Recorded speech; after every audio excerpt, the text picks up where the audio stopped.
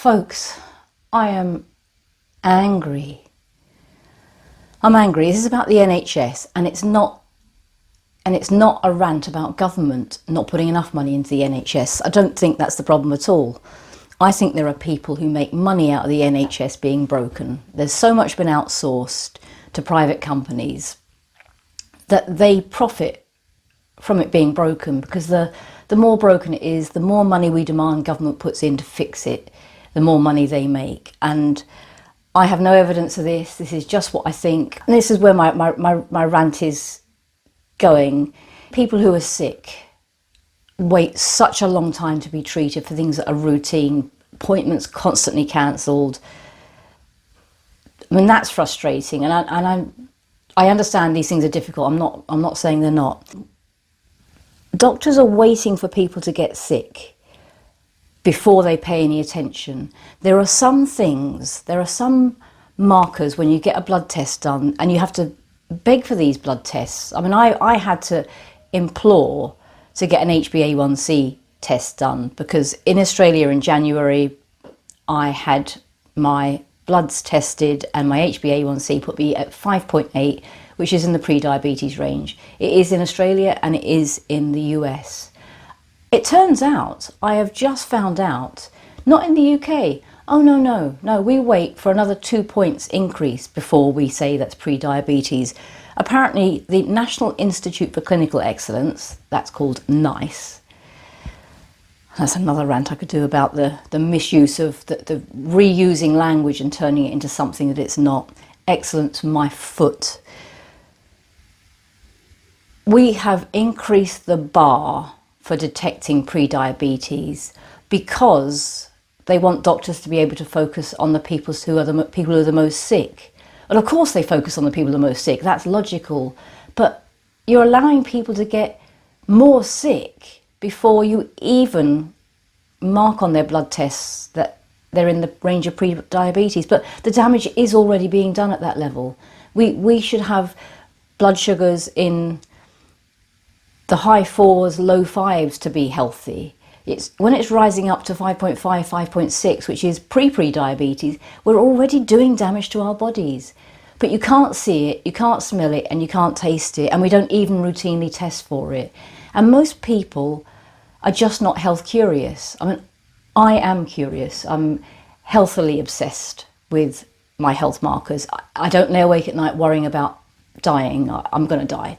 We're all going to die. I want to know always what my blood pressure is. I want to know so that the next time I get it done, has it gone up, has it gone down, am I within the healthy ranges? It matters. But when the healthy range of HbA1c shifts upwards, that's shocking. That's really bad. And it's not like a doctor can treat you when your HbA1c is in the pre-diabetes range. That's something that doesn't require medical treatment. There are no drugs that you need to take to fix that.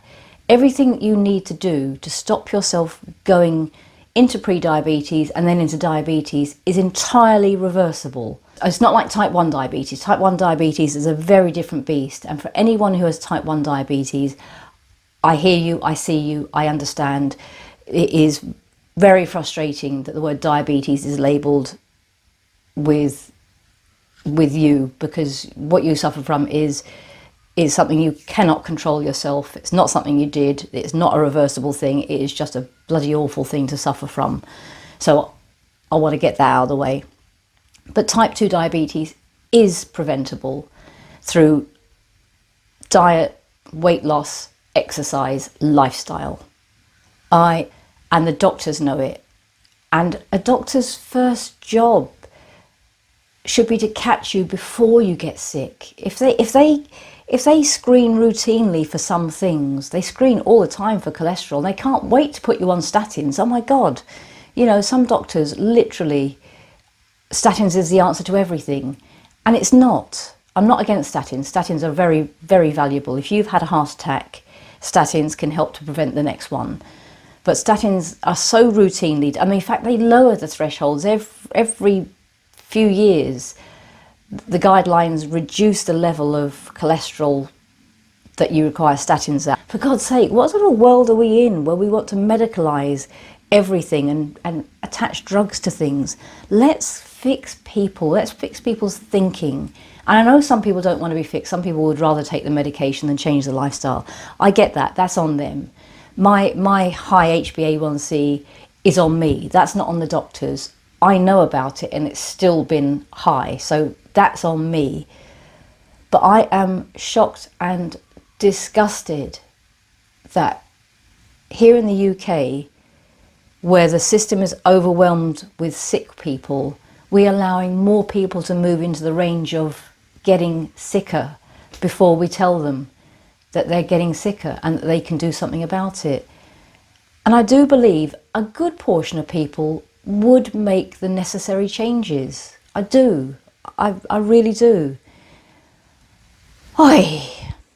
So that's the first part of this rant. And this is not about all the people who work in the NHS. I know some of these people, most of these people work unbelievably hard. But this is, again, part of my thing. So in 2006, I moved to Australia. I was very fortunate to get the opportunity to do that. And I lived there for 17 years, wonderful place. Came back for family in 2023. I registered with a doctor in December of 2025. So you can tell I'm not someone who goes to the doctors a lot.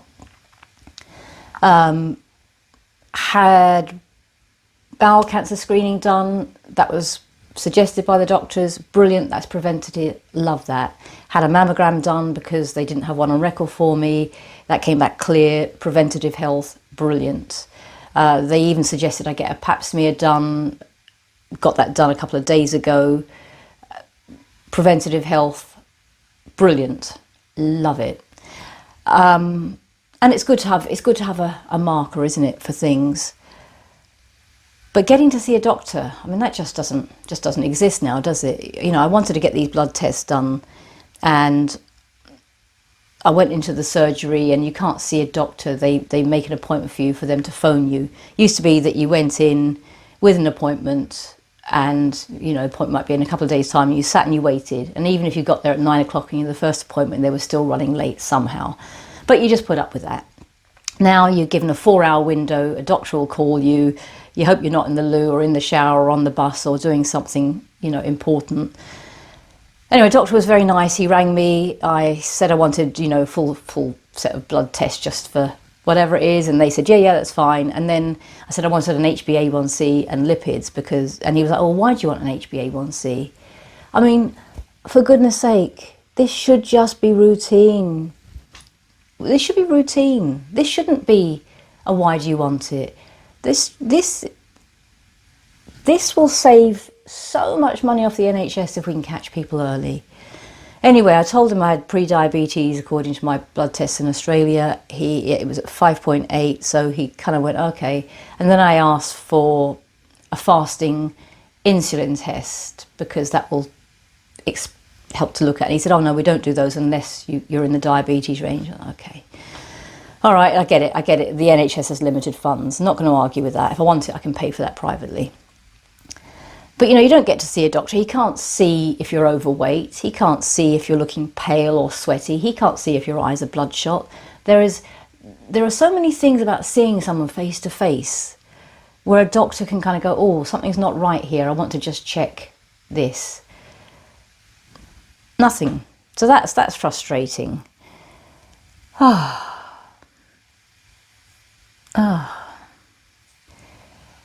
Anyway, that's my rant. That's my rant. I'm just going to implore you, if you're watching, if you listen to this rant and you get through this and I haven't wound you up, know your HbA1c. So if you have an HbA1c of 40 or 41 or even 39, you are, according to the US and Australia, in the range of pre-diabetes. Ask for an HbA1c test. Tell your doctor, if you're getting up in the night, this is true, if you're getting up in the night 2 or 3 times to nip to the loo, and you're having a bit of water as well while you're about it, it's not because you had a glass of water before you went to bed, it's not because of anything, it's probably because your blood sugar is a little bit elevated. So ask for an HbA1c test, and if the results come back saying nothing to see here, just understand what the results really mean, because if that bar has been lifted, you might be missing out on understanding your health.